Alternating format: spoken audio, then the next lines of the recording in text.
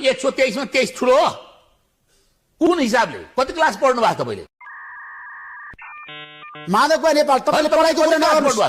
तपाई पढाइको कुरा नगर्नु म त सोध्दिन म तपाईँ सुमनको तपाईको तपाईले आज माधव नेपाललाई होच्याउने किन होच्याउने माधव जे पाए त्यही बोल्ने माधव नेपालले जे पाए त्यही बोल्ने तपाई माधव नेपालको को तपाई वकालत गर्नु त्यति ठुलो सम्मानित नेतालाई तपाईले भन्ने त्यसो सम्मानित नेताको सम्मानित व्यवहार हुनुपर्छ कुरो गर्नुहुन्छ पढाइको कुरा गर्नु तपाईँ आफ्नो पार्टीको अध्यक्ष पढाइको कुरा नगर्नु सुन्नुस् मलाई चाहिने कुरा मैले छ नि तपाईलाई चेतावनी दिन्छु पढाइको कुरा नगर्नु तपाईँ ठुलो कुरा हावादारी कुरा नगर्नु एकदम सोध्छु म तपाईलाई तपाईले जब मलाई सोध्नुहुन्छ भने तपाई हिसाब जान्नुहुन्न